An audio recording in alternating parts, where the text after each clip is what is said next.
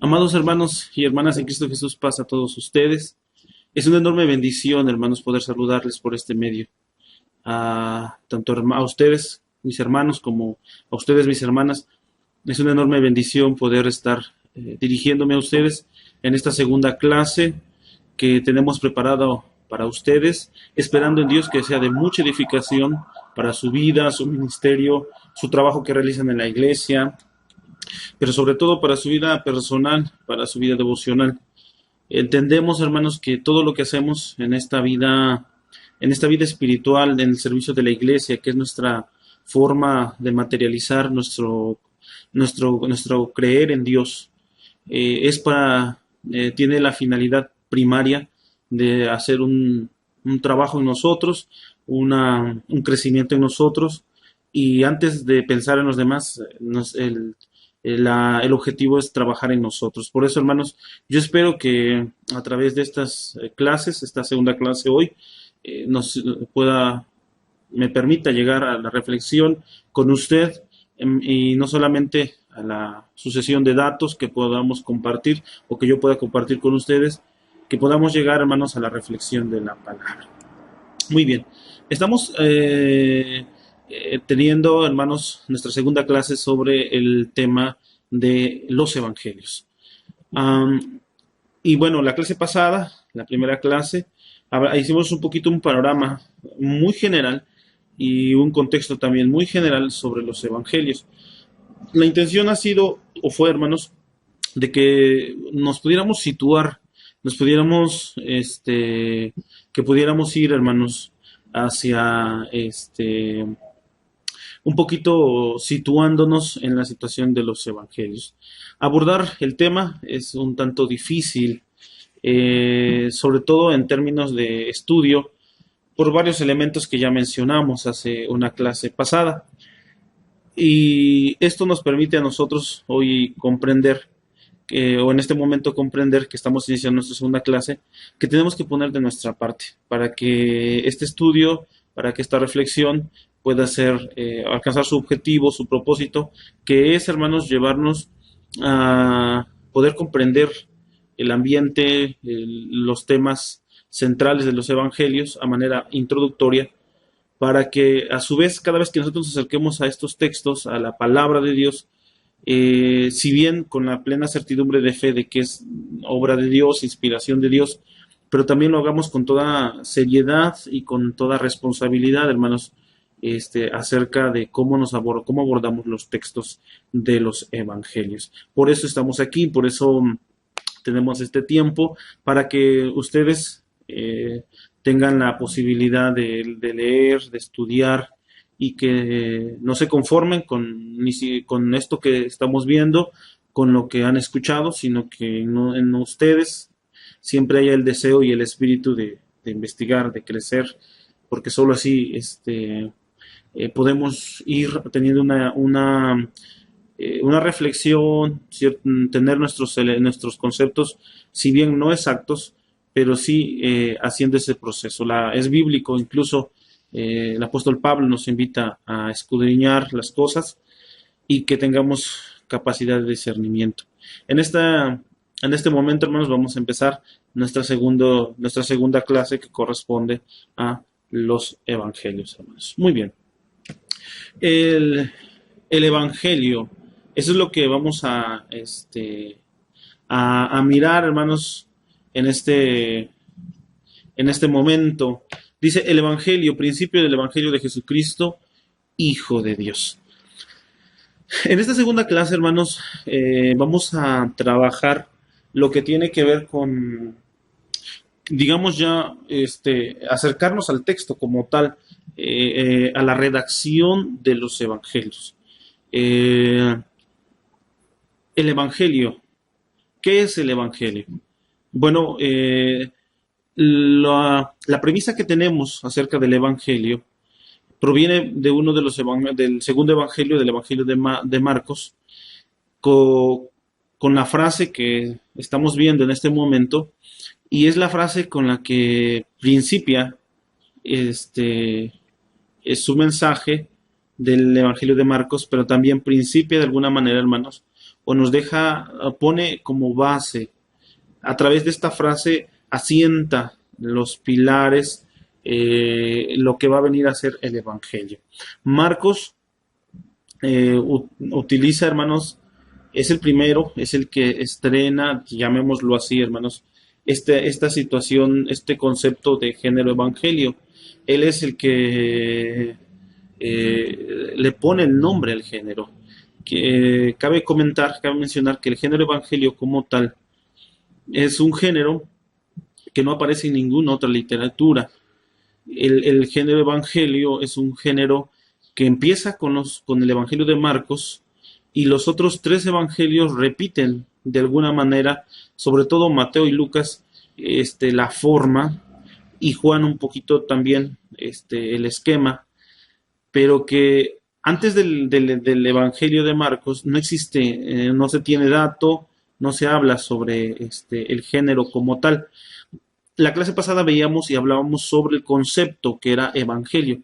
Referente al concepto, decíamos que el concepto no era no era propio o no era originario. La palabra como tal se había mencionado en la literatura griega, se había mencionado en algunos otros lugares, se hacía referencia a otras cosas, como el anuncio de la batalla, el nacimiento del emperador. Sin embargo, el género como tal, hermanos, que es lo que hoy nos va a ocupar, el género evangelio, es un género literario que pertenece así como los otros géneros literarios que hay, por ejemplo, en nuestro español, por citar un ejemplo, la poesía, la prosa, este, eh, quizá el ensayo, algunos otros géneros, la narrativa. El evangelio es un género literario también. Este género literario es lo que inicia con el evangelio de Marcos. Marcos no solo le pone el nombre, sino que inicia con esta estructura, estas características, estos elementos de este género que, repito, a la postre, hermanos, se va a llamar, o mejor dicho, se conoce como el género evangelio.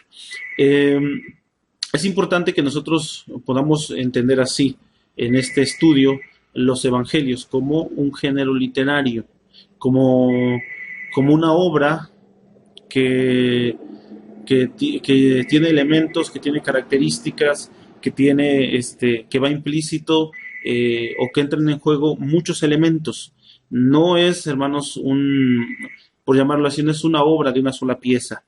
Dentro del género evangelio, y cuando me refiero a género evangelio, me refiero a los cuatro evangelios, este género que es propio de estos cuatro evangelios y exclusivo de estos cuatro evangelios, tiene muchos elementos que juegan dentro de él y que hacen lo que nosotros conocemos como el relato de la historia de Jesús.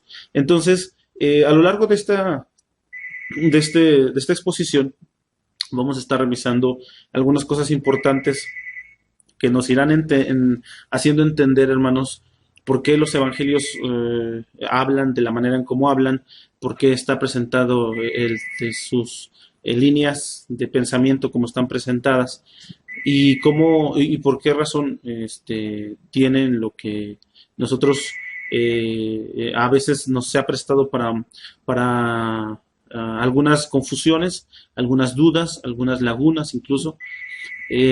Precisamente obedecen mucho a entender lo que es el género evangelio. Entonces, iniciamos con esto, con esta frase que yo les decía hace un momento. Marcos inicia su evangelio así, y de esa misma manera le pone el nombre a este género, que va a ser el género característico de la transmisión de la enseñanza de Jesús. La enseñanza de Jesús, hermanos, a nosotros nos ha llegado después de las enseñanzas epistolares a través de Pablo.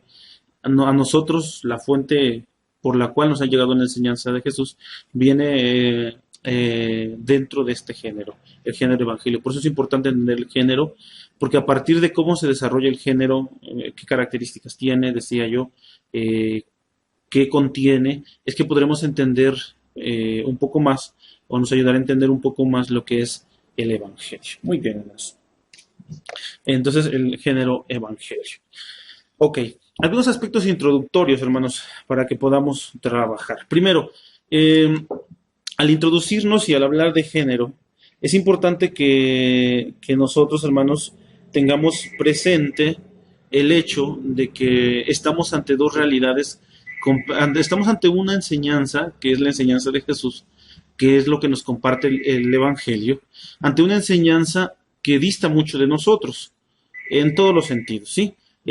Nos encontramos ante dos realidades, no solamente de espacio-tiempo, sino nos encontramos, hermanos, en referente a este aspecto literario, nos encontramos entre dos mundos conceptuales muy y totalmente distintos. ¿Sí? Yo sé que de esto de alguna manera ustedes ya tienen idea porque en algún momento han escuchado o hoy entendemos y entienden ustedes el hecho de que el mundo en donde nace el género evangelio o la enseñanza, el contenido del evangelio, hermanos, es en un mundo, repito, no solo distante a nosotros en tiempo y en distancia, sino que es un mundo total y plenamente diferente. La concepción, la enseñanza, la forma de ver la vida, la forma de entender la realidad, es muy diferente a cómo nosotros lo entendemos, sobre todo al hombre y a la mujer del siglo XXI en el que hoy estamos. Entonces, de entrada necesitamos trabajar estas partes para que podamos entender a este género, hermanos, y podamos entender lo que contiene el género evangelio. De no ser así, pues entonces nos vamos a encontrar con bastantes trabas, con problemas que han sido la característica, por ejemplo, de mucha gente, sobre todo la gente que no estudia de una manera profunda el texto bíblico, sino que solo lo hace superficialmente, y bueno, se encuentra con varios elementos que pareciera que o contradice, o es ilógico, o no tiene sentido, o simplemente no los podemos entender, ¿no? ¿Por qué? Porque para muchas personas que a la hora de estudiar, a la hora de relacionar lo que dice la enseñanza de los evangelios y traerlo a nuestro tiempo, pues entonces simplemente no concuerdan muchos elementos. Ya lo hicimos comentario la clase pasada, situando algunos elementos que era bueno que tuviéramos presente y bueno, hoy ya como tal, como género literario, hermanos, es importante que tengamos presente esto. Todo género literario, la forma característica que toma, lo hace para expresar ideas, lo hace para expresar algo muy concreto. Entonces, el género evangelio no es la excepción. El género evangelio tiene una finalidad que expresar, que es el mensaje de Jesús, que es la vida de Jesús, que es Jesús mismo expresado como mensaje en las letras, en las enseñanzas, en las palabras, en los dichos, en los milagros de Jesús. Entonces, por eso es importante que entendamos esto. Hay dos mundos conceptuales. El mundo griego, hermanos, que sabemos que es en el que nosotros, de alguna manera, nosotros nos movimos, no porque seamos griegos, ¿verdad? Sino porque hemos entendido que nosotros hemos heredado esa cultura, la cultura que conocemos como occidental.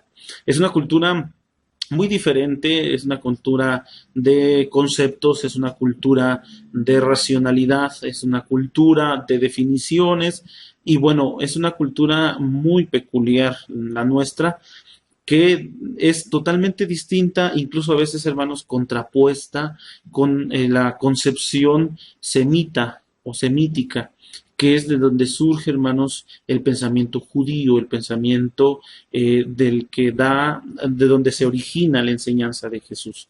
El mundo en el que se origina la enseñanza de Jesús o los hombres que están dándole forma a la transmisión de la enseñanza de Jesús, son hombres que no pensaban como nosotros, son hombres que no miraban el mundo como nosotros, no contextualizaban el mundo como nosotros lo hacemos. Son hombres que vienen de una cultura diferente, contrapuesta, ¿no?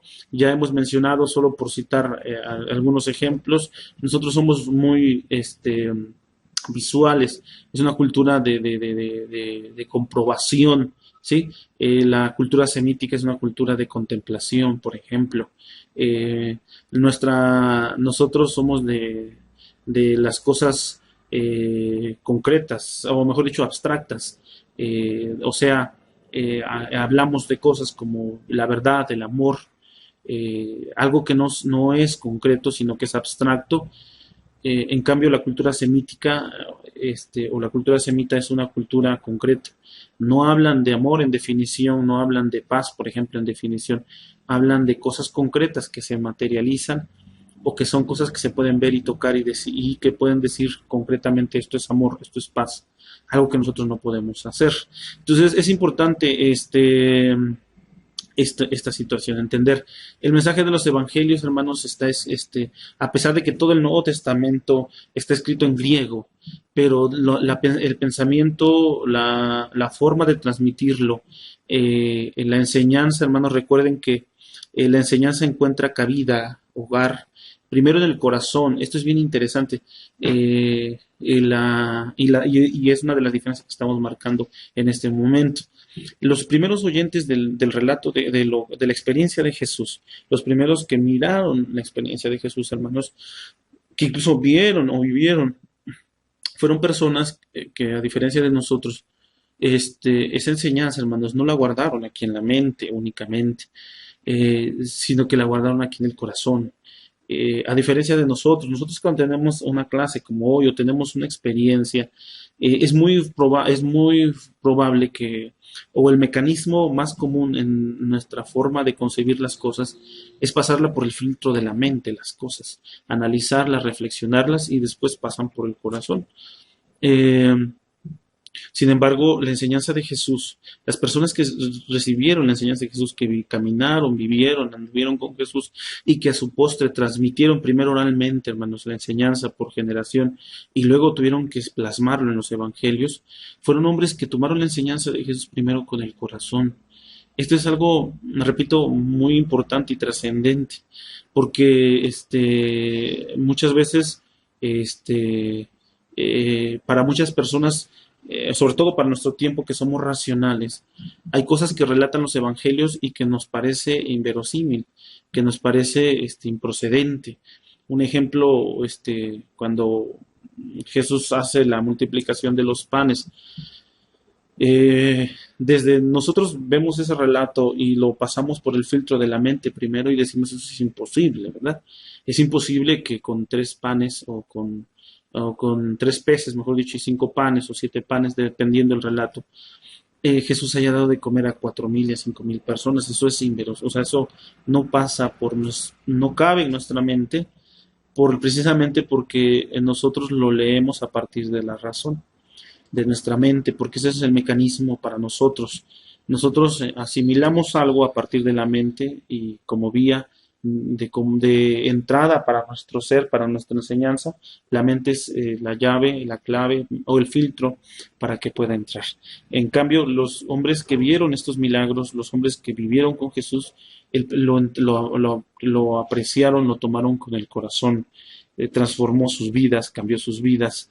Eh, Esto no significa que sea menos verdadero o más verdadero lo que nosotros creemos que lo que ellos creyeron o lo que ellos plasmaron. Esa es una de las razones por las que mucha gente, cuando critica la Biblia equivocadamente, cuando dice la Biblia se equivoca, se contradice, lo hace a partir desde la concepción de la mente.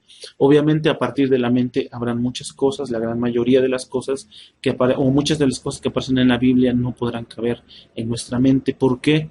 Porque no fueron escritas por una persona como nosotros, con un mundo conceptual, con una cosmovisión como la nuestra, que tiene que pasar el filtro por la mente, sino es una persona que el primer filtro más importante que a ella le interesaba pasar era el filtro del corazón, el de cómo esa experiencia afectó la vida de la persona, cómo esa experiencia impactó la vida de esa multitud, cómo ese acto de Jesús cambió su forma de pensar, de hacer, de actuar, y a partir de esa experiencia es que ellos cuentan.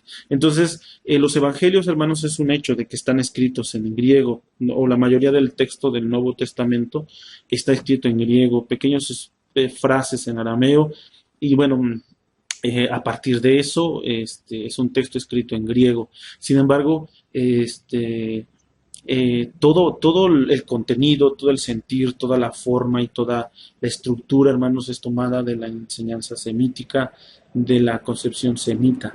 Entonces, por eso nosotros nos cuesta tanto entender muchas cosas. Podríamos preguntar, bueno, ¿y entonces por qué razón las personas o los que escriben los evangelios tienen la realidad o la necesidad de escribir las cosas en griego? Porque pues era el lenguaje común, hermanos, era el lenguaje más usado, digamos algo así como una cuestión de propaganda, de mercadotecnia, por usar nuestras palabras muy contextuales hoy. Eh, Era la forma de propagar más fácil el Evangelio. Si ellos como con esta concepción semítica y con este lenguaje arameo o hebreo hubiesen querido transmitir el mensaje de Jesús, era muy probable que solo se hubiese quedado reducido el mensaje a Jerusalén. Pero desde un principio, o lo que podemos ver ya desde Marcos, como primer evangelio, la idea era de poder trascender, salir, ir más allá. Entonces tuvo que haber sido a través de este proceso de hacerlo a través del lenguaje griego para poder llegar a todos los rincones, a todos los lugares y que toda la gente, y no solo los judíos, pudieran entender el mensaje de Cristo Jesús a través del Evangelio. Por eso, acercarnos a los Evangelios, hermanos, es invitarnos, es hacer así como que un trabajo de reestructurar, de rehacer el camino, de tratar de que en la medida de lo posible, de no pensar con nuestros pensamientos, de no juzgar las cosas con nuestras concepciones, de no movernos o sacar conclusiones desde nuestra forma, sino tratar un poquito de acercarnos más, entender más primero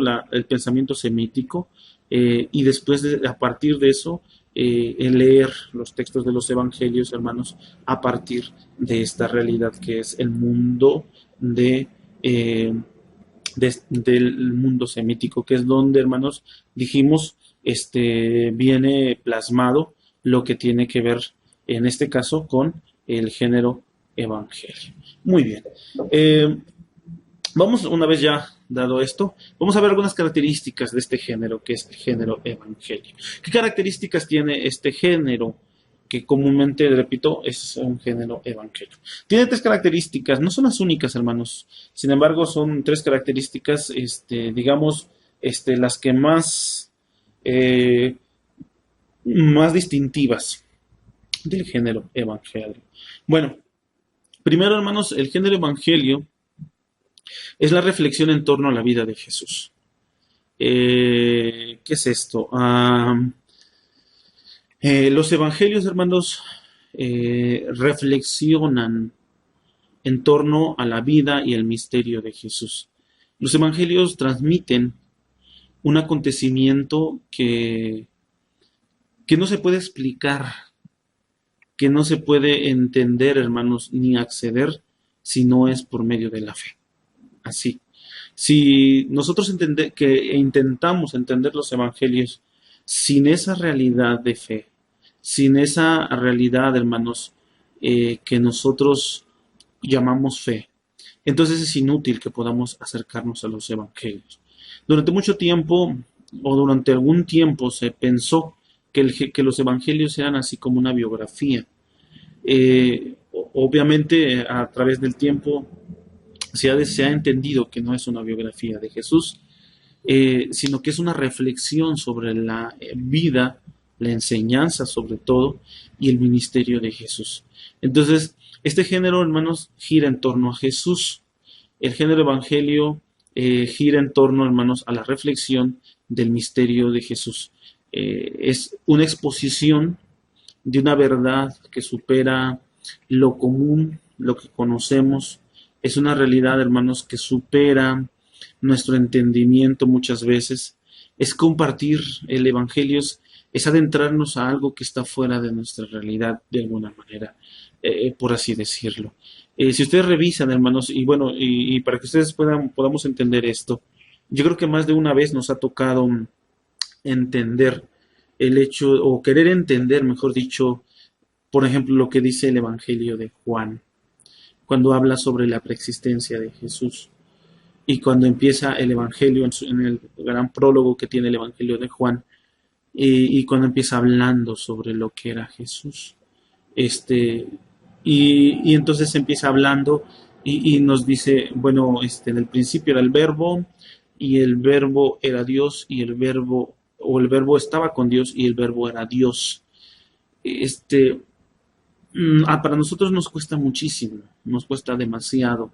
Y no solo a nosotros, a través de 2000 años, hermanos, y todos los que han querido o han dedicado su vida al estudio de esta realidad de Jesús, de este misterio que es la vida, de la obra de Jesús, como hijo de Dios, como hombre, como persona, eh, como verdad divina.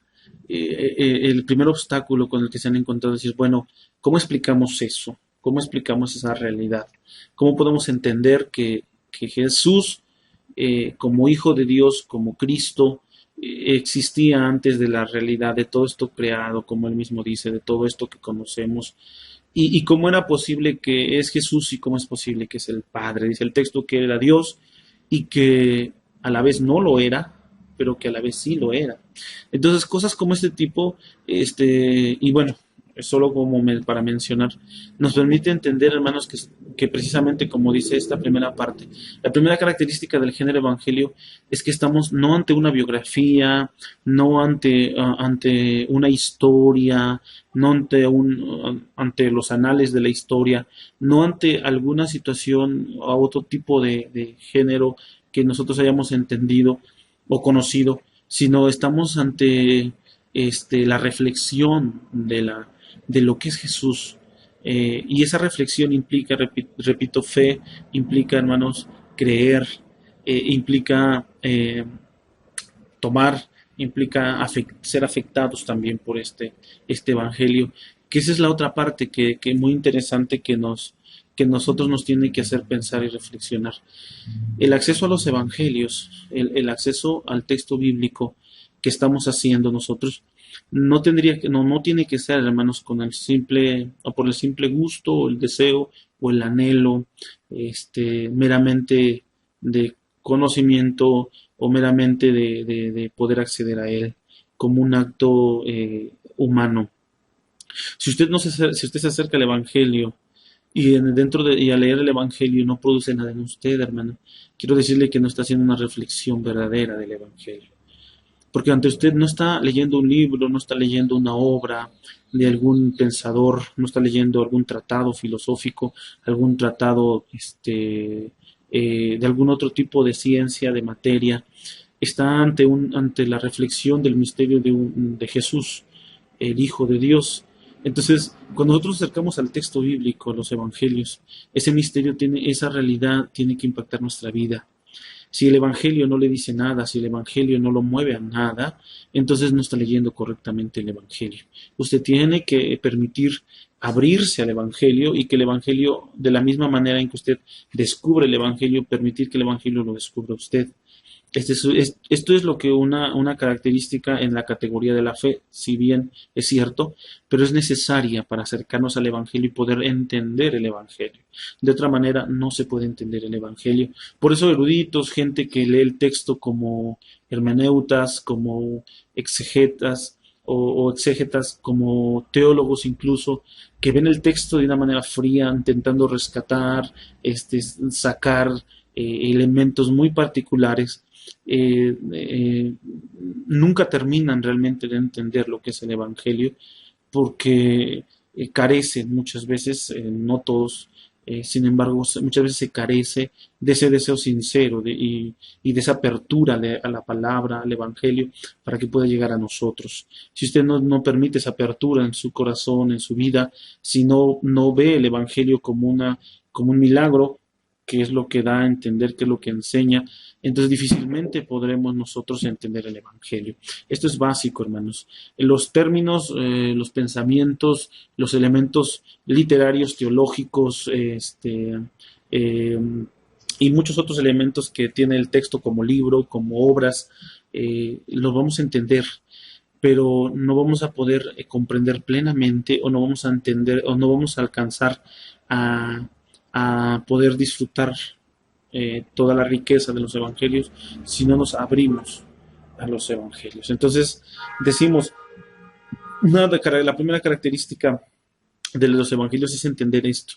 No estamos ante una biografía de Jesús, no estamos ante únicamente las acciones de Jesús, estamos ante la reflexión de la vida de Jesús, pero también entendido como algo, como un acto o como un misterio, como una acción. Y misterio me refiero, hermanos, al hecho de algo que no podemos nosotros descifrar con términos meramente humanos o con términos meramente racionales, sino a algo que va más allá.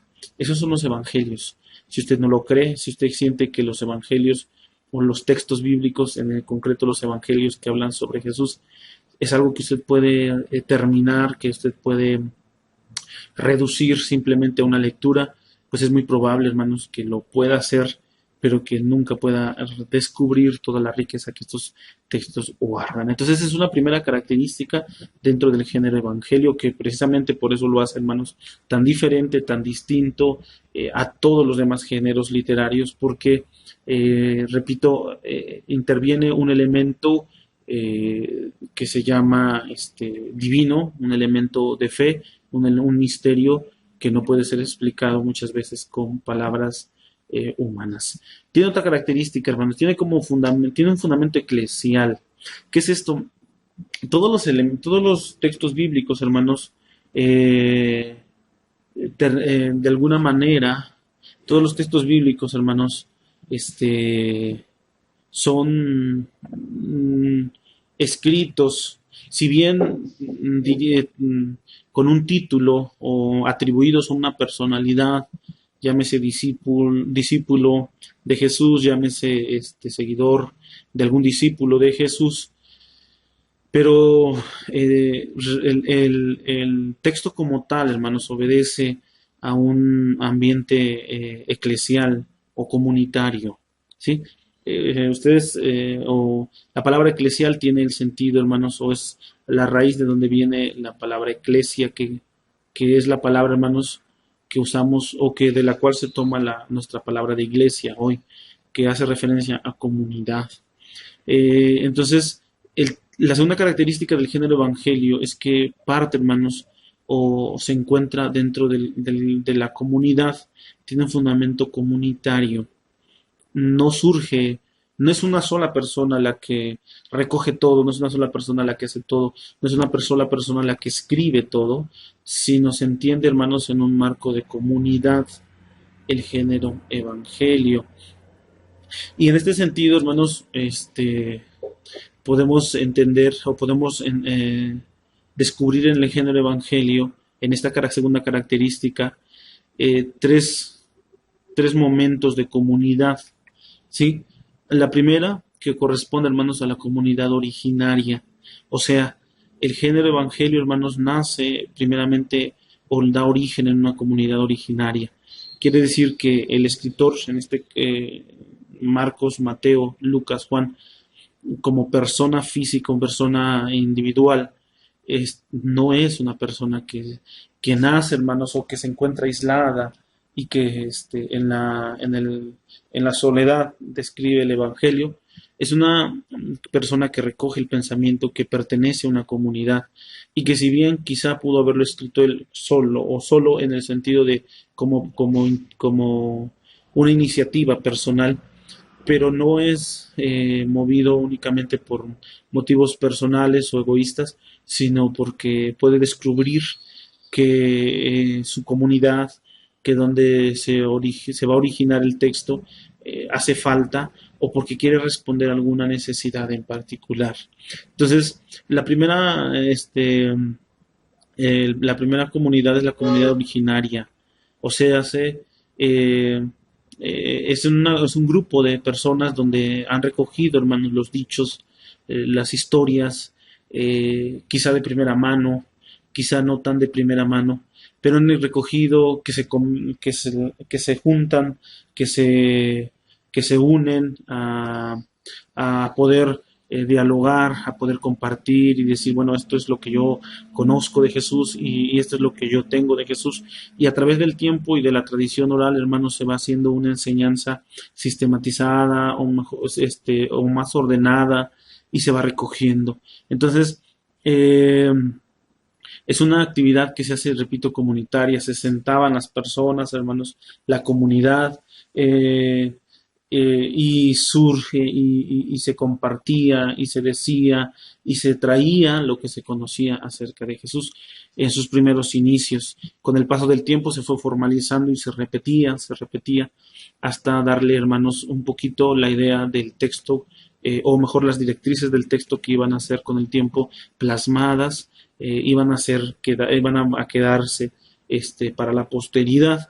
Entonces, en este caso, como comunidad originaria, es muy probable, esta es una de las hipótesis más, este, eh, más difundidas, que por ejemplo, en el caso de Marcos, hermanos, que fue el primer evangelio y quien es el que origina, decíamos, este género, que descubre este género, y que por eso se hace tanta referencia a Marcos. Es muy probable que esta comunidad de donde surge, hermanos, es una comunidad que vivía al norte de África, en un lugar que se llamó Alejandría, y era una comunidad procedente del judaísmo. No eran judíos todos ellos, sin embargo, muchos de ellos venían del judaísmo, conocían el judaísmo, y que vivieron en la Alejandría.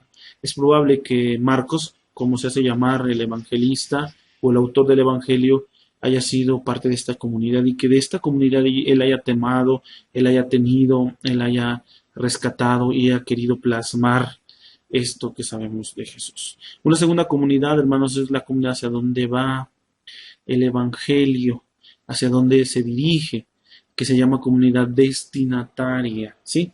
Es la comunidad destinataria. La tradición, hermanos, y repito, la tradición apoya, hermanos, el hecho de que se haya pensado, hermanos, este Evangelio o se haya dirigido para la comunidad que existía en Roma, eh, para la comunidad cristiana que existía en Roma, por algunas características, que sobre todo el hecho de la persecución que vivían y por algunos indicios que aparecen en el Evangelio y que tiene que ver con lo que plasma el mensaje que está transmitiendo el evangelista en toda esa enseñanza que ha recopilado de su comunidad y que presenta la enseñanza de Jesús del Evangelio para, para las personas que les ha de llegar. Y una tercera comunidad, hermanos, es algo que se llama supraepocal, que es algo así como que la iglesia que de cada tiempo, hermanos, o sea, lo que viene siendo, hermanos, la enseñanza, lo que venimos nosotros tomando para cada época de la vida, o mejor dicho, para cada tiempo, para cada, a través del tiempo, cómo las iglesias han venido tomando el mensaje de este texto. A eso se le llama comunidad supraepocal, o sea, eh, es la iglesia que corresponde a cada tiempo, hermanos, que se acerca, o a cada comunidad que se acerca a leer el Evangelio de Marcos. Para ella va dirigido, hermanos, el Evangelio de Marcos también. O sea, no solamente se queda con la comunidad a la que donde nace, donde se han originado las enseñanzas, o se ha recopilado, mejor dicho, las enseñanzas de Jesús, ni tampoco hacia los destinatarios presentes o inmediatos, sino también hacia los destinatarios futuros. Eso es la comunidad supraepocal, la comunidad a la que va dirigido o que asume, hermanos, a través de las generaciones el mensaje de Marcos y lo toma como guía y como forma de acceder al misterio de Jesús. En esta última en particular, hermanos, en esta última entra en juego lo que nosotros conocemos como la inspiración de Dios. O sea, creemos, hermanos, que precisamente el texto fue inspirado por Dios y que por esa razón hasta el día de hoy para nosotros tiene mucho que decirnos. El saber que el texto fue escrito en una comunidad originaria y fue dirigido a una comunidad destinataria no implica, hermanos, que por eso se haya terminado, se haya acabado, sino que precisamente en eso radica la inspiración de Dios, en eso radica la participación de Dios, que a pesar del tiempo, aún hoy en nuestro tiempo nos llega el mensaje, hermanos, de Jesús y es pertinente, nos sirve y nos ayuda. Entonces, estos tres momentos, la comunidad originaria, la comunidad destinataria, la comunidad supraepocal, es una característica, hermanos, que corresponde, hermanos, a la característica de que el Evangelio, como característica, como género literario, pertenece, hermanos, o se da, o tiene un fundamento eclesial. Si el Evangelio no se interpreta, hermanos, no se vive, no se estudia en comunidad, hermanos, entonces el Evangelio carece o pierde, o le quitamos, hermanos, su sentido original, su estructura, su pensamiento y su objetivo que tenía el Evangelio. Entonces, es importante, en otras palabras, no se puede interpretar, hermanos, el Evangelio fuera de la comunidad.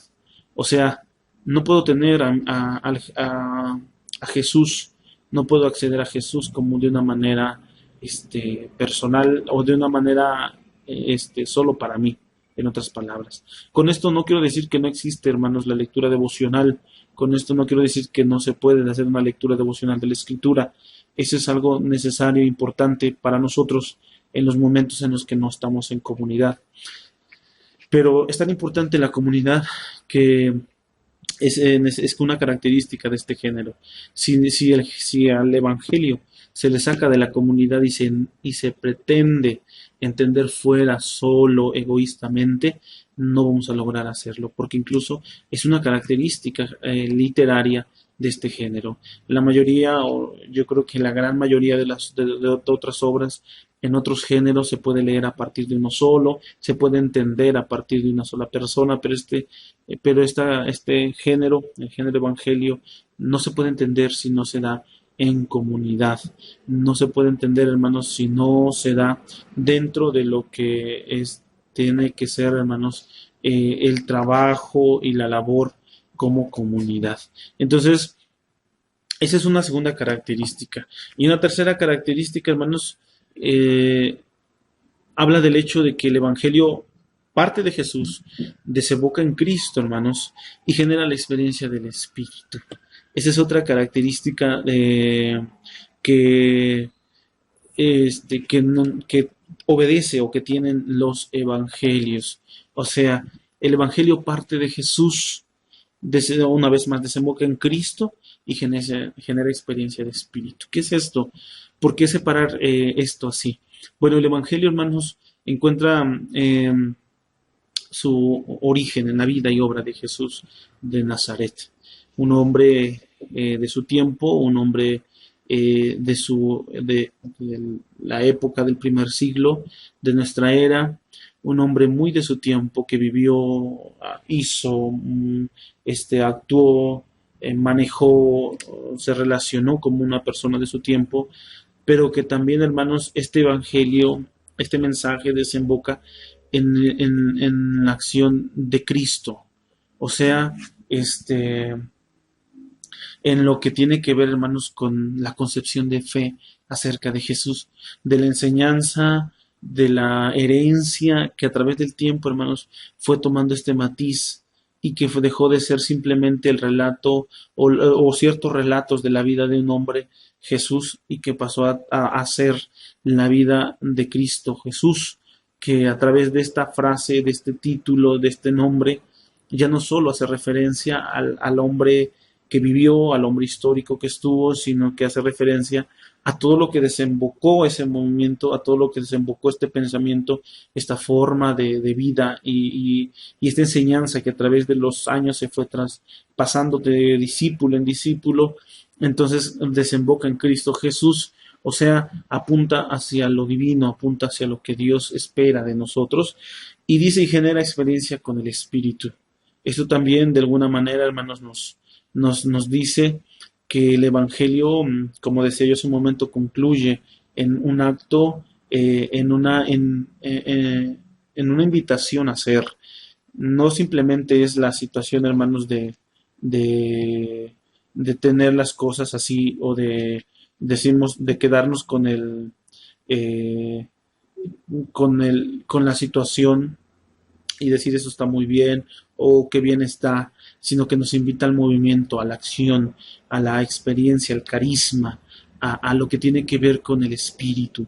Entonces, a la fuerza del espíritu y nos referimos a la presencia de Dios mismo en nuestras vidas, nos referimos a la experiencia de la fuerza de Dios que genera en nosotros. Entonces, como género, hermanos, como género literario, el género evangelio tiene estas características que acabamos de mencionar. Se reflexiona sobre la vida, la acción, el misterio de Jesús. Tiene un fundamento eclesial, no se puede dar fuera de la comunidad. Y por último, hermanos, habla sobre Jesús, pero también, hermanos, esa enseñanza de Jesús nace en él y va a ir desembocando en Cristo como Señor, como Dios, como Creador, o como mejor dicho, como el glorificado, el que está a la diestra de Dios, el que salva, el que limpia nuestros pecados, el que tiene la acción, la dimensión salvífica, y hermanos, provoca en nosotros la experiencia del Espíritu, o sea, nos invita a la acción, nos mueve a caminar, hermanos, más y más adelante. Eso es lo referente a las características del Evangelio. Eh, Muy bien. Entramos, hermanos, entonces a lo que es, hermanos, la categorización de los evangelios. Todo esto, de alguna manera, hermanos, nos va llevando un poquito de la mano para que nosotros podamos trabajar y podamos ir conociendo lo que tiene que ver, hermanos, o irnos metiendo a través, hermanos, de este mundo que es los evangelios. Muy bien, a la hora de estudiar los evangelios, hermanos, y teniendo presente esto que acabamos de leer, a la hora de estudiar los evangelios, eh, vamos a encontrarnos, hermanos, la, con el hecho eh, de la categorización de los evangelios. ¿Qué es esto? Bueno, vamos a ubicar, hermanos, lo que es la, este, la separación de cómo están los evangelios, hermano. Y entonces, en esta separación vamos a descubrir o vamos a ver lo que en algún momento ya hemos escuchado. Eh, los evangelios se dividen de dos maneras. Primero, se le conoce a los tres primeros, Mateo, Marcos y Lucas, como evangelios sinópticos. Y normalmente, hermanos, siempre se va a estudiar por separado estos tres evangelios y el evangelio de Juan. Entonces, en la mayoría de los comentarios, análisis, estudios, vamos a encontrar la separación entre lo que es los evangelios sinópticos, que así se les designa al evangelio de Mateo, Marcos y Lucas, y el evangelio de Juan. Bueno, ¿cuál es la razón, hermanos, de que se separen así? Obedece, sobre todo, hermanos, al hecho de que el Evangelio de Mateo, Marcos y Lucas comparten cierta información, hermanos. Primeramente obedece a eso. El Evangelio de Mateo, Marcos y Lucas, digamos que comparten información, comparten lo que se conoce como una tradición, comparten, hermanos, cierta enseñanza, comparten ciertas visiones y incluso existen, hermanos, comparten material histórico, en el caso del material histórico que tienen los evangelios, eh, y comparten dichos, palabras, milagros de Jesús. Eh, a diferencia de ello, de estos tres, el Evangelio de Juan es un evangelio, hermanos, que dista mucho de estos primeros tres, no solo en su estructura, en su mensaje, sino e incluso en algunos casos, en algunos relatos, en algunos milagros que no aparecen, hermanos, en los otros tres evangelios. El Evangelio de Juan, por ejemplo, aparecen en el Evangelio, milagros como o los encuentros de Jesús con la mujer samaritana, el hombre paralítico del estanque de Betesda, las bodas de Canaán, y bueno, muchos otros que no tienen relación, hermanos, o que no se encuentran en los otros tres evangelios. Los evangelios sinópticos comparten enseñanza, comparten alguna relación, y por eso se les llama como evangelios sinópticos. Siempre se van a estudiar estos tres evangelios en conjunto, y y el evangelio de Juan se va a estudiar siempre aparte. El evangelio de Mateo, Marcos y Lucas juntos como sinópticos, y el evangelio de Juan de una manera diferente. Otra de las razones, hermanos, obedece al aspecto del concepto de la palabra sinópticos. ¿Por qué se llama sinópticos? Bueno, la palabra sinóptico, hermanos, viene del adjetivo y dícese de lo que permite apreciar a primera vista las diversas partes de un todo. O sea, se le denomina o se les llama evangelios sinópticos porque se puede tomar que los tres evangelios presentan un todo de una manera diferente. La denominación de evangelios sinópticos es utilizada para hacer referencia a los tres de los cuatro evangelios, hermanos, canónicos. Esta es otra definición de evangelios ya sinópticos como tal. En concreto, lo que ya dijimos, Mateo, Marcos y Lucas. ¿En razón de qué, hermanos? Bueno, porque estos tres, ya lo comentamos también, obedece a su afinidad de su contenido y su semejanza en cuanto a la orden de la narración y el contenido que tienen los evangelios. Este concepto de sinóptico, hermanos, proviene del griego, que junta dos palabras, sin y opsomai, que tiene que ver con juntos, y con la segunda con ver. En otras palabras, se dice o se puede entender como el acto de una sola mirada, de un solo, como decimos nosotros, de un solo vistazo, podemos mirar, hermanos, el contenido del todo de una sola manera. Es como, es el contenido de los evangelios que se puede ver, hermanos, como si pudiéramos hacer el ejercicio de hacer tres columnas, entonces, y en cada columna ver el contenido de los tres evangelios, como hay algunos Nuevos Testamentos, me parecen, que aparecen, hacen un trabajo similar, no exactamente, pero similar. Y en esas tres columnas poner el contenido, repito, de los evangelios, podríamos ver cómo existe una relación importante entre estos tres evangelios. Es un trabajo que se puede hacer, una comparación, hermanos, que se puede hacer paralela entre Mateo, Marcos y Lucas, hermanos. Esto es algo que no se puede hacer en el texto de Juan. Repito, precisamente por el contenido, por su forma, por su realidad. Es un contenido total y plenamente diferente. Ya no digamos ya su teología, que también dista mucho, hermanos, de la teología de los tres evangelios sinópticos. Y cabe hacer una aclaración, no nos referimos aquí, hermanos, a cuál de los tres es mejor o cuál es peor o cuál no es tan bueno, sino estamos, hermanos, hablando aquí sobre el hecho de lo que tiene que ver con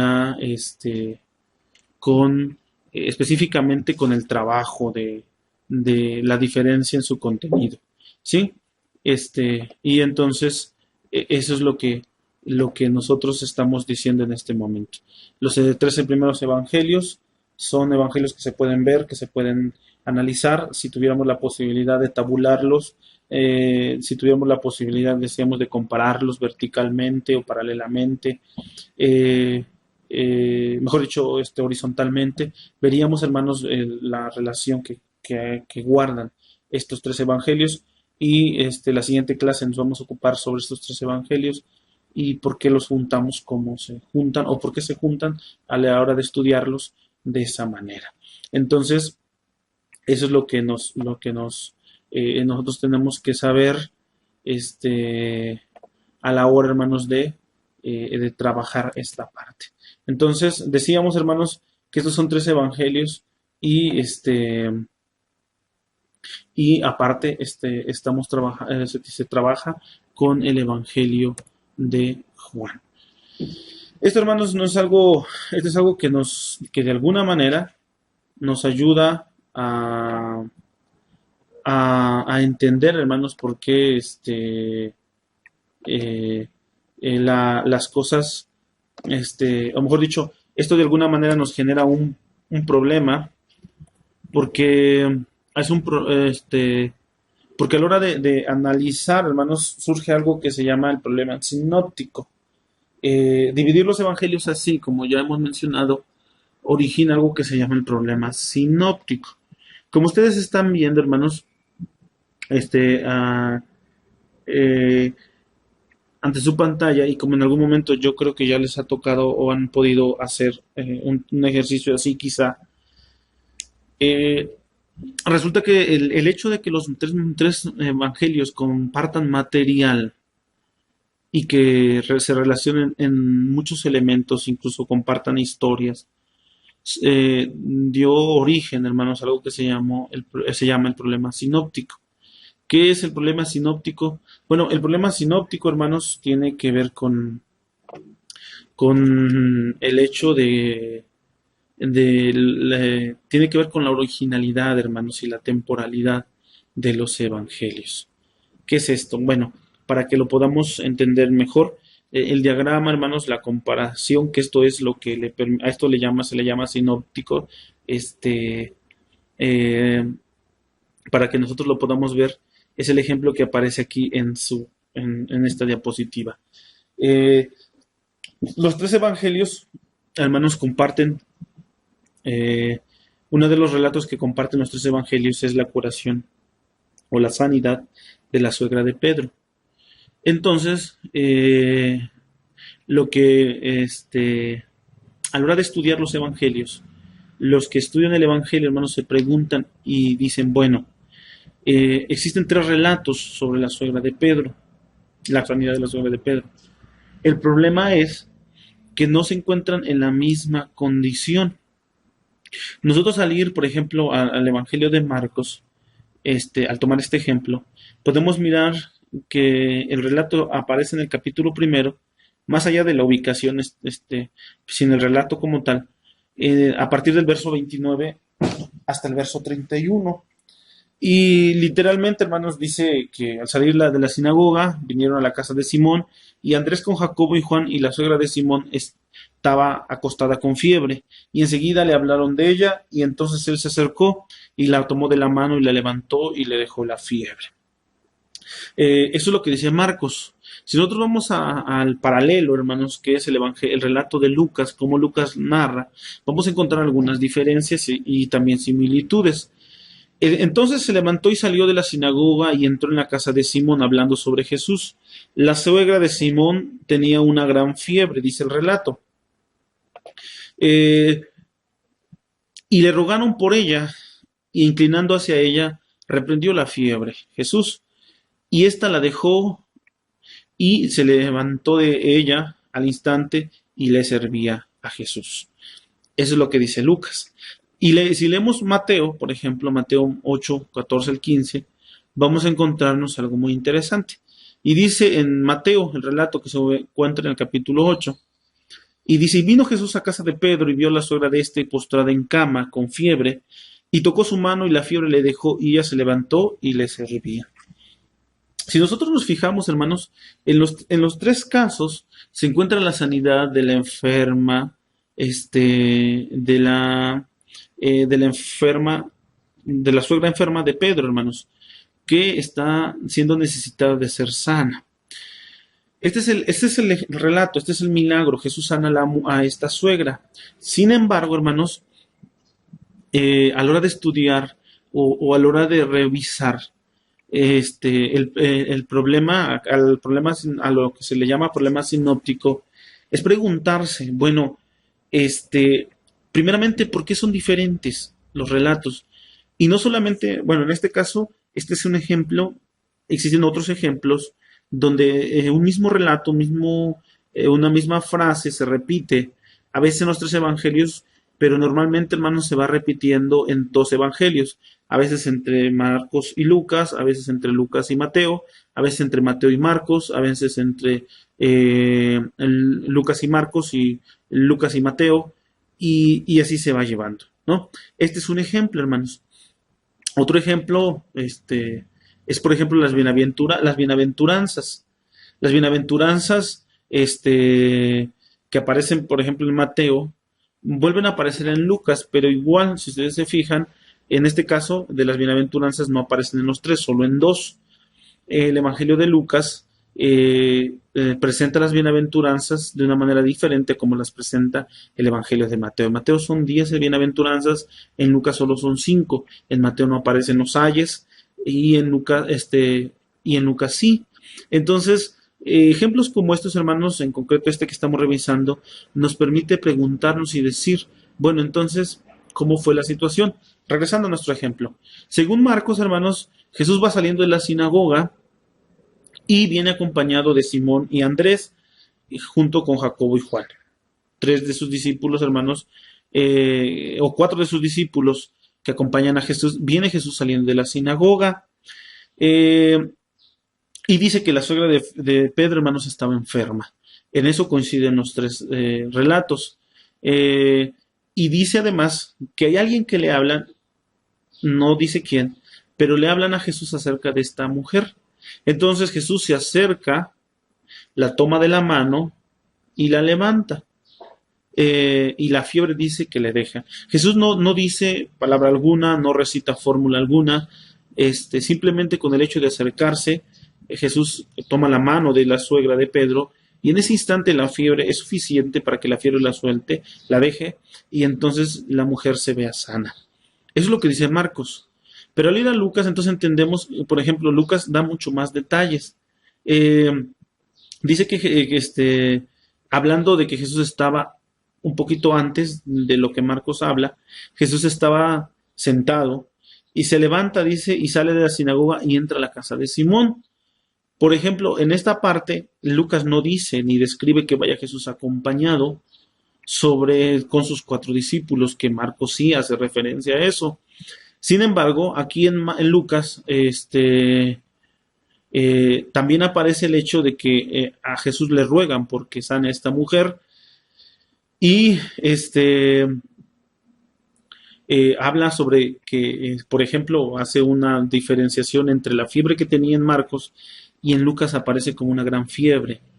Jesús, en este caso de Lucas, sí reprende la fiebre, si hay una fórmula, si hay algo hablado. En el caso de Marcos no existe esa fórmula. Dice que Jesús reprende a la fiebre y entonces la fiebre la suelta y desaparece.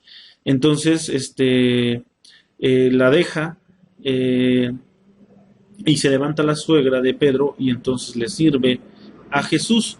En este caso, por ejemplo, en Lucas, hermanos, no se ve el hecho de que Jesús haya tocado la mano de esta mujer, ni tomado la mano de la mujer la suegra de Pedro, como si relata Marcos. Y si nos vamos a Mateo, en Mateo, hermanos, todavía el relato es mucho más escueto que en los otros anteriores.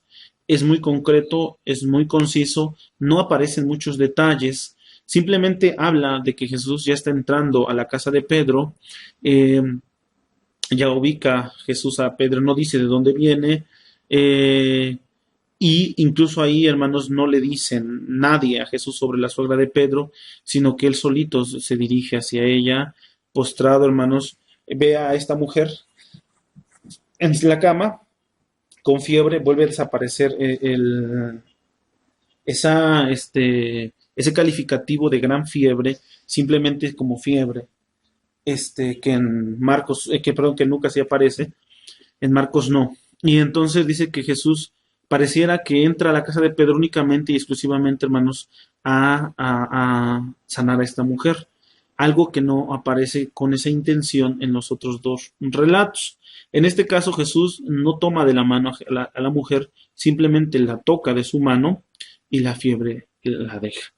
Este ejercicio nos permite entender eso, hermanos. Cuando estudiamos los evangelios, nos enfrentamos ante un problema. El problema es, hermanos, repito, cómo al compartir información, al compartir relatos, enseñanzas, dichos, nos podemos, el problema que se presenta es, bueno, ¿quién dice la verdad, no? O un poco más allá, nos preguntamos, bueno, ¿quién tomó de quién? Y esta forma, este problema se puede responder, hermanos, pues existen muchas formas de responder, mejor dicho, este problema, ¿no? Va desde la respuesta más simplista hasta la respuesta, quizá más compleja. Pero yo creo que es importante tenerlo presente y no caer en ninguno de los extremos, porque si somos demasiado simplistas, podemos decir, bueno, es que Marcos contó algo que Lucas no le, no le pareció importante, o Mateo, él era conciso y simplemente quería terminar pronto o plasmar concretamente. Sin embargo, repito, esa es una respuesta muy simplista, o decir simplemente, pues escribieron cada uno de ellos lo que les pareció importante. Aún esa respuesta, hermanos, es una respuesta bastante simplista, ¿no? Debemos entender lo que estamos tratando de ver, de que la realidad en la que se presenta el trabajo, el material que hay en los evangelios obedece a otras respuestas que es importante que nosotros tengamos presente y que de alguna manera queremos ir sacando un poquito adelante. Las semejanzas, por ejemplo, hermanos, en el texto permiten suponer dependencias literarias.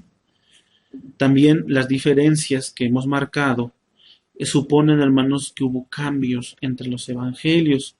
Eh, Hay, por ejemplo, un desarrollo común en los tres: la llegada de Jesús, la presentación del enfermo y de su enfermedad en los tres evangelios, la invitación de Jesús, la constatación de la curación y la consecuencia de la curación, que dice el texto que una vez curada la mujer, la suegra de Pedro le servía a Jesús. Estos elementos, o este desarrollo es común en los tres relatos. Sin embargo, existen diferencias entre ellos, y eso, de alguna manera, decimos, nos permite entender, hermanos, que hubo cambios, pero sobre todo algo importante: esto fue lo que, a través del desarrollo del estudio como tal de los evangelios, permitió, hermanos, empezar a dar origen a lo que comúnmente, hermanos, se va conociendo como crítica de las formas, de la crítica de la historia, o de las fuentes, de las tradiciones, que a través de esa enseñanza, de esa forma de analizar los textos, se pudo, hermanos, entender eh, por qué estas diferencias y por qué en estos cambios, incluso por qué estas similitudes aparecen en los evangelios.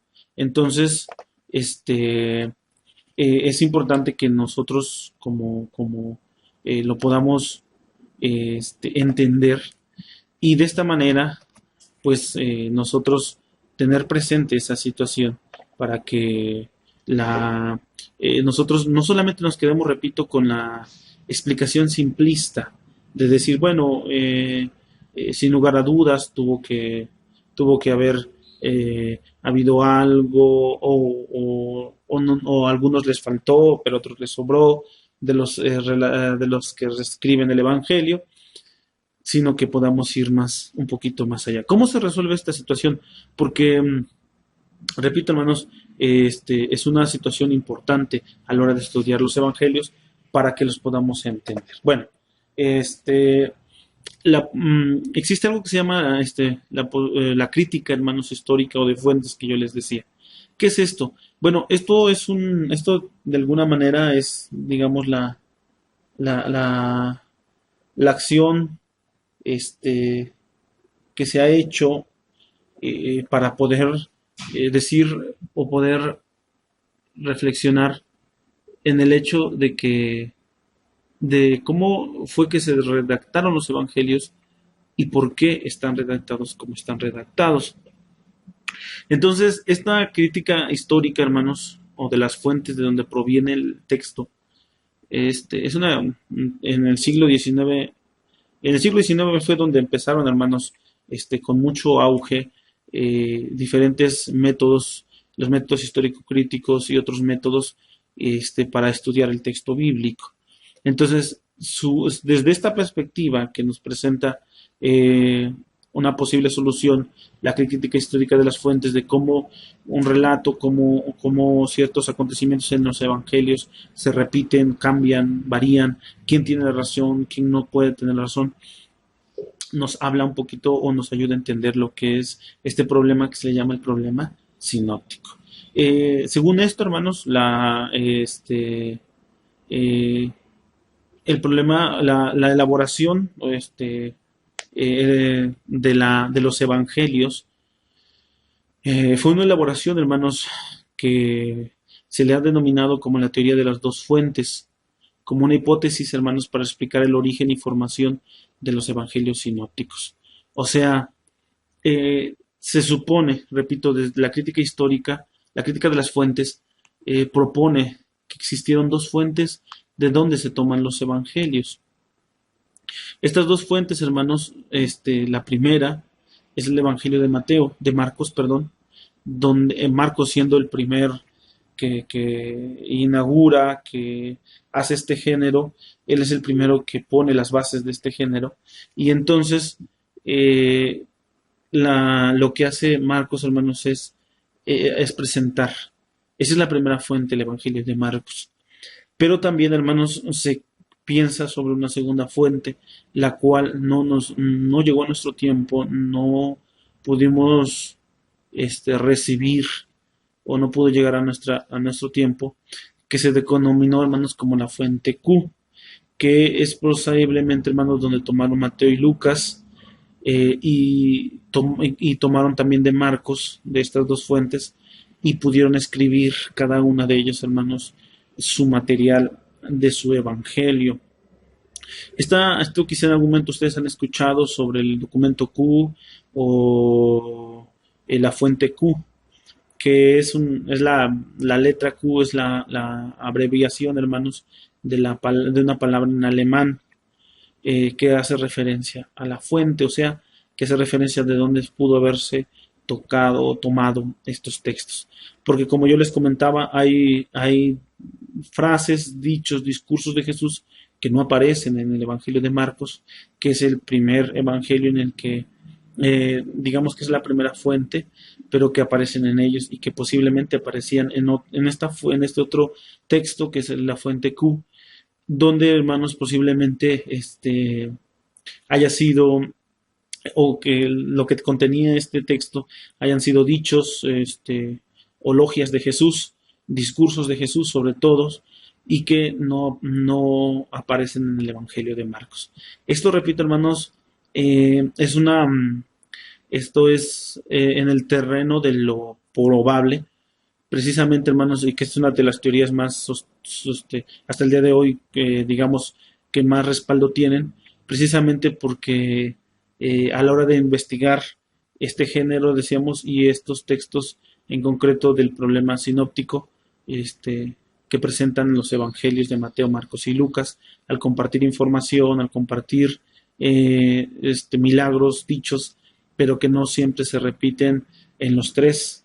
Entonces, es posiblemente que haya, repito, Mateo y Lucas, perdón, tomado de Marcos, pero también hayan tomado de otra fuente que es la fuente Q, donde posiblemente pudieron haber existido los dichos de Jesús, las palabras de Jesús, los discursos de Jesús, pero que no pudo llegar hasta nuestro tiempo que nosotros conocemos. Algunos historiadores, hermanos del primer siglo, o algunos hombres que se les conoce como padres de la iglesia, posiblemente hacen referencia a este documento. No es del todo la afirmación aventurada, sino es una afirmación con cierto respaldo, repito, y posiblemente pudo haber sido esta situación. Entonces, de esta manera se puede llegar a entender lo que está se está trabajando, hermanos, con este problema que decimos el problema este, sinóptico. Entonces, podemos decir, ¿cómo fue que surgieron los evangelios? Entonces, ya estamos tratando de ir de lo general, hermanos, hacia lo particular. Hemos hablado un poquito sobre esta situación que hay en los evangelios sinópticos, y entonces nos preguntamos, ¿cómo fue entonces que se fue dando el surgimiento, hermanos, de los evangelios? Bueno, la crítica de las fuentes, que es lo que estamos revisando, nos dice,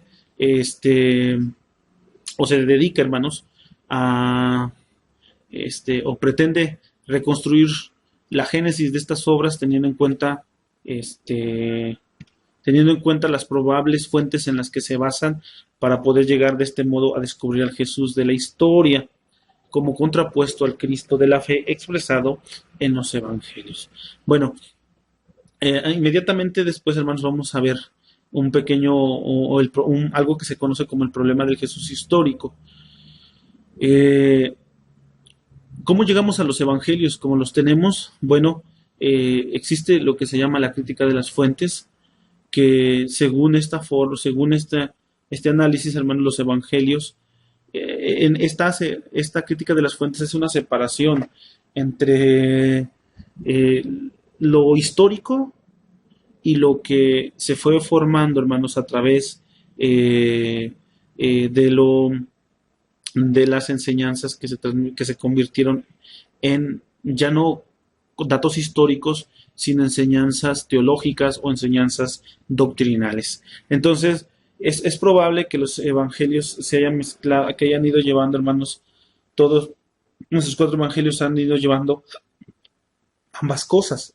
Primero, la experiencia de Jesús de Nazaret como persona que vivió, que estuvo, y después, hermanos, lo que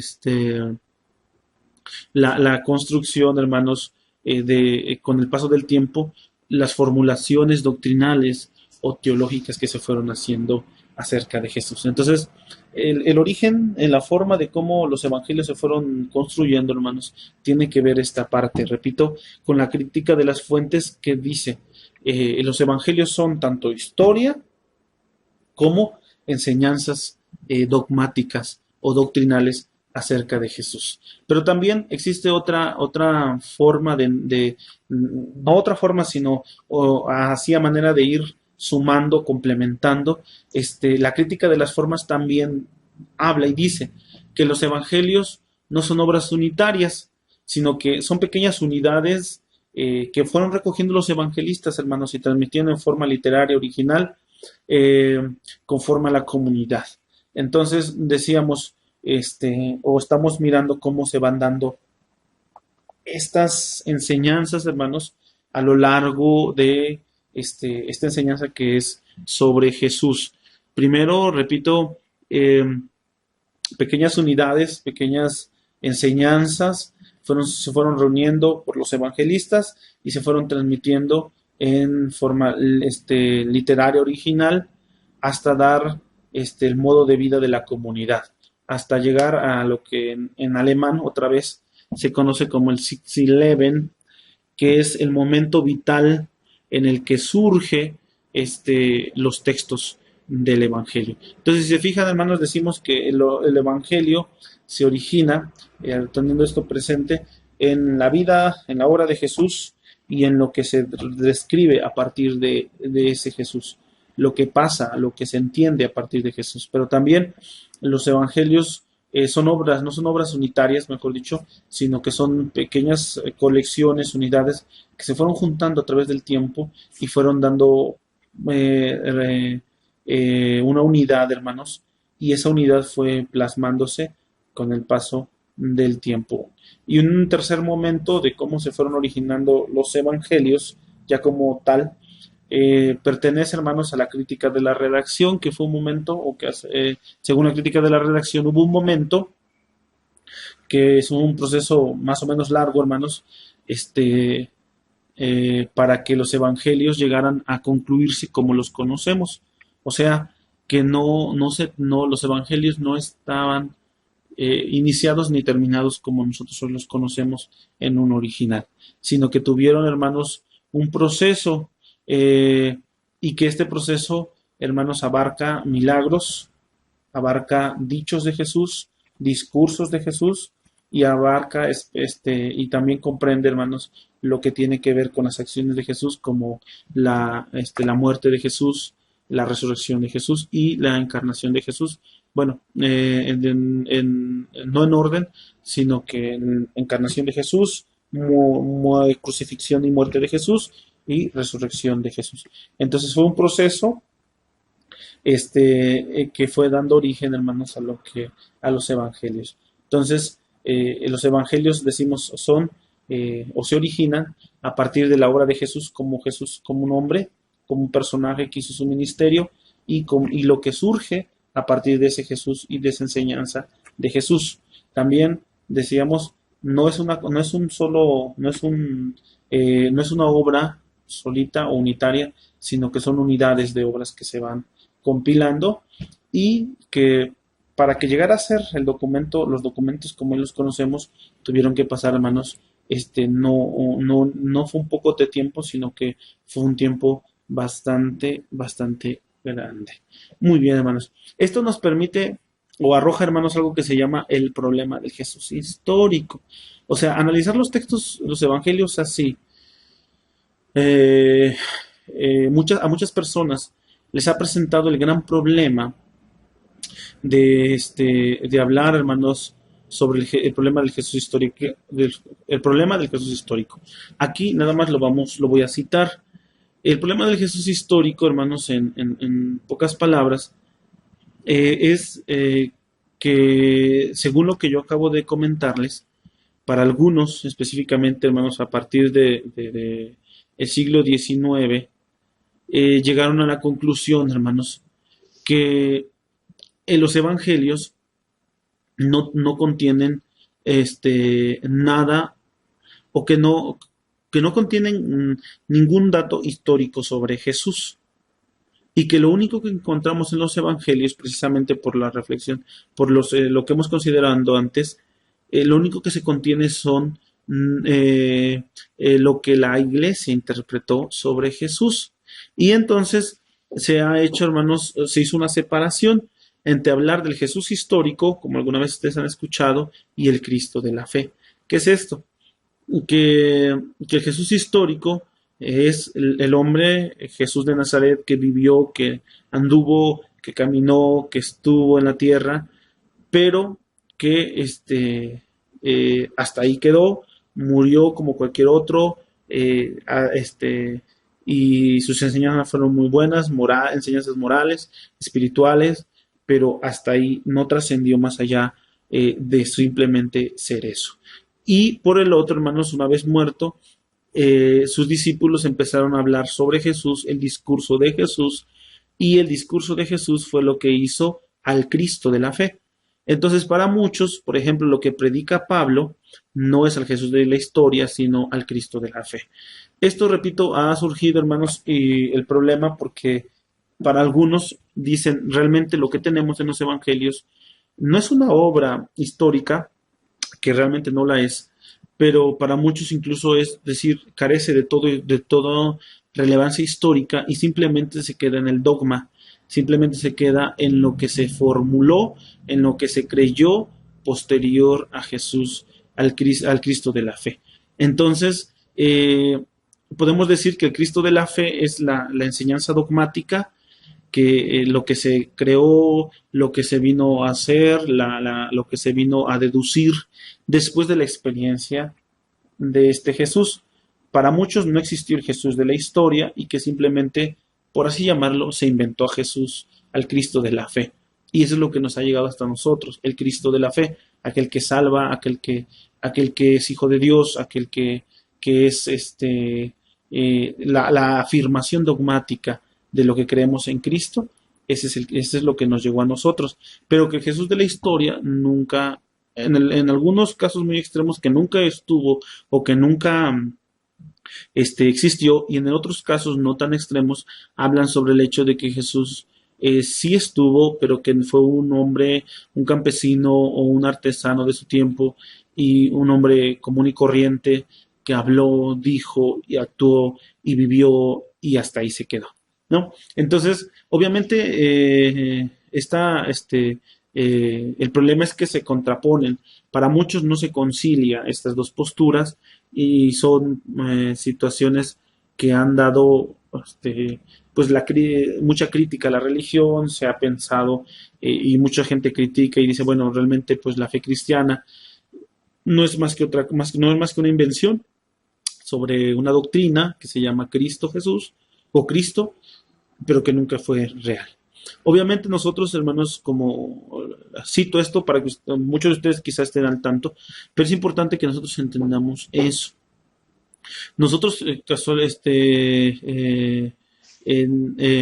corremos, o los que leemos la Biblia, los evangelios, corremos el riesgo de caer en los dos extremos.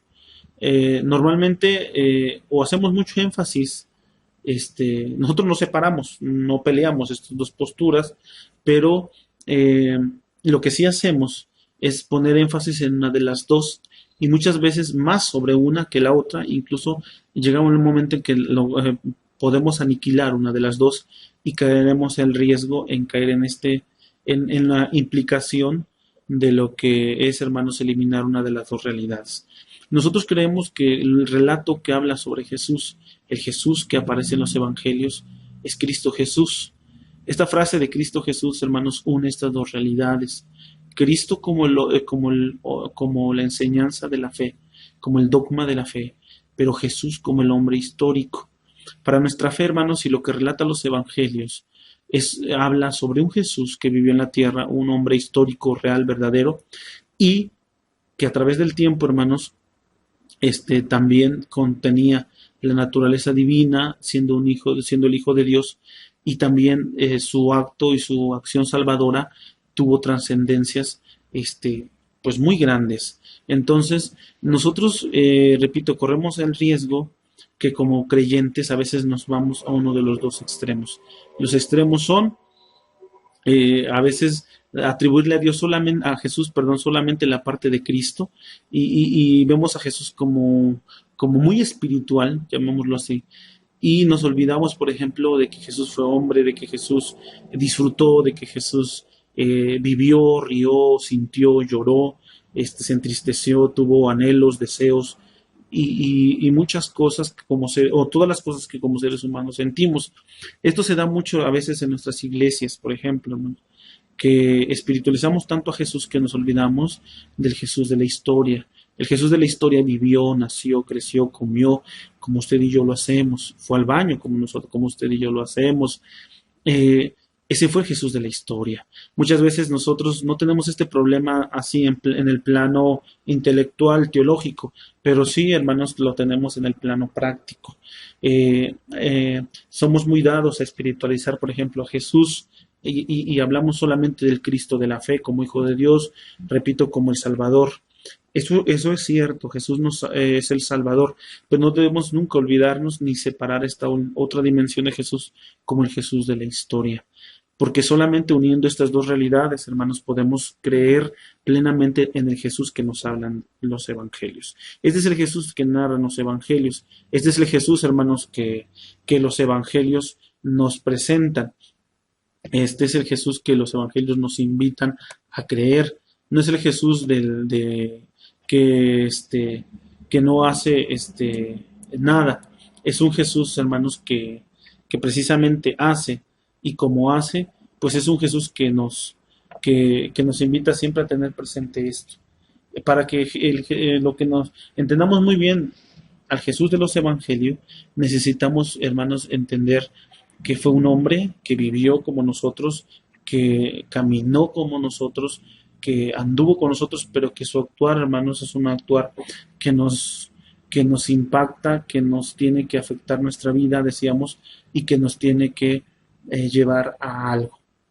Todo lo dicho aquí es con la intención, hermanos, de acercarnos a este Jesús de una manera más precisa, de una manera más clara y de poder entender por qué hizo a veces lo que hizo y por qué los evangelistas plasman y hablan de él como hablan, y que nosotros podamos acceder, hermanos, y sobre todo que lo mismo que produjo en los primeros oyentes el acto de Jesús en las iglesias primitivas pueda producir hoy en nosotros y en nuestra iglesia. Entonces, a manera de resumen, hermanos, en todo esto que se ha dicho, podemos decir que aunque los cuatro evangelios, hermanos, se separen de una manera diferente, que su forma de irse construyendo haya sido de una manera distinta a través del tiempo, que tengan peculiaridades importantes y matices diferentes los unos de los otros, podemos decir, hermanos, que de la lectura de los evangelios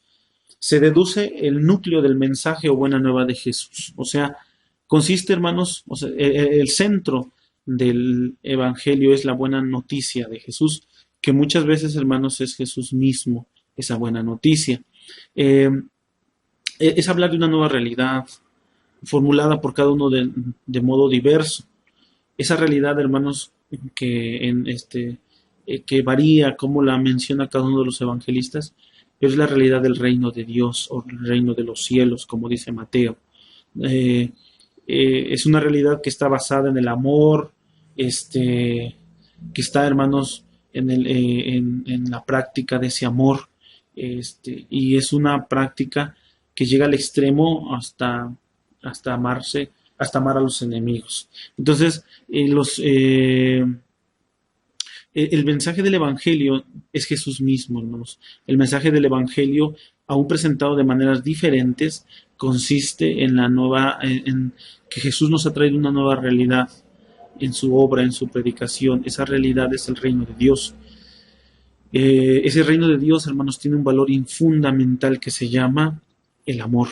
Es un amor, hermanos, que difiere abismalmente del amor humano y que nos invita también a la práctica de ese amor, y que nos invita, hermanos, a renunciar a todas las cosas, a todas las situaciones que vivimos, y que nos invita a vivir en el reino de Dios, con los valores del reino de Dios, con las características del reino de Dios. Si tuviéramos que resumir, entonces, podríamos decir, hermanos, que el núcleo del mensaje del Evangelio es la buena noticia de Jesús, que es Jesús mismo, la que nos ha traído. Dice el texto de Marcos, que el tiempo se ha cumplido y el reino de Dios ha llegado a nosotros. Eso es Jesús. Eso es lo que los evangelios nos han venido a decir. Ese es el misterio que viene a revelar. Esa es la invitación que nos vienen a hacer, hermano. Eso es lo que nosotros tenemos que llevar a cabo, y que tenemos que trabajar. Pero nos presenta un desafío y nos dice que ese amor o esta vida, hermanos, estos valores no se pueden llevar a cabo en cada uno de nosotros, sino antes, hermanos, renunciamos a nuestra realidad, como Jesús decía, a negarnos a nosotros mismos, a cargar nuestra cruz. O sea, si no estamos dispuestos a abandonar la ambición, el poder, el dinero, los honores, que es, hermanos, lo que fundamenta este mundo deshonesto, este orden social, este eón, como dice el apóstol Pablo. Si no estamos dispuestos a dejar esto y vivir en esa nueva realidad de vida, en esa nueva criatura que es vivir con el reino de Dios, que es lo que anuncia el Evangelio, entonces no podemos, de alguna manera, hermanos, decir o hacer que este mensaje de Dios llegue como tiene que ser. De modo que ser cristianos, hermanos, según los evangelios, consiste en dar testimonio en la vida de la resurrección de Jesús. O sea, si usted lee los evangelios, tiene que ser, hermanos, para que ese evangelio sea en su vida una realidad. En otras palabras, ¿quién lee los evangelios o quién entiende los evangelios? Lo entiende aquel que es cristiano, aquel que ha creído en este mensaje, y que eso, hermanos, nos invita, nos hace a que podamos vivir una vida, a que podamos tener una vida de una manera diferente.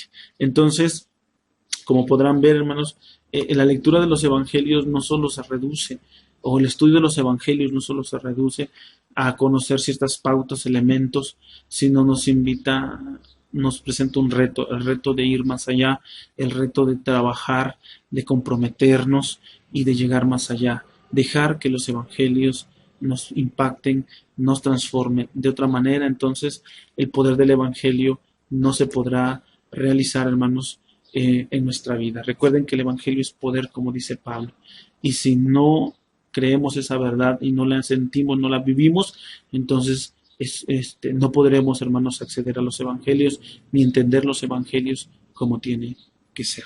Deseo, hermanos, en el amor de Dios, que Dios les bendiga, que Dios esté con nosotros y que nos ayude a poder, hermanos, seguir estudiando su palabra, entendiéndolos, su mensaje, no únicamente como mero ejercicio intelectual o teológico, bíblico, sobre todo, hermanos, como un ejercicio espiritual y que implique de nosotros compromiso,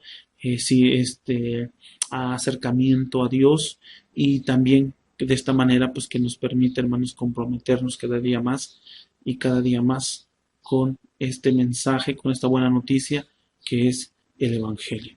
Hermanos, les agradezco su atención. Terminamos nuestra clase el día de hoy. Esperamos el día siguiente, la sesión siguiente, ya abordar, hermanos, los Evangelios. Lo abordaremos como lo hemos separado aquí en Evangelios sinópticos y abordaremos, hermanos, directamente ya el Evangelio de Juan como último. Estaremos trabajando sobre ello. Deseo, hermanos, en el amor del Señor, que Dios les bendiga mucho. Gracias por su atención y esperamos en Dios que Dios nos conserve con su paz y su amor hasta la próxima vez. Que Dios les bendiga mucho, hermanos. Paz a ustedes.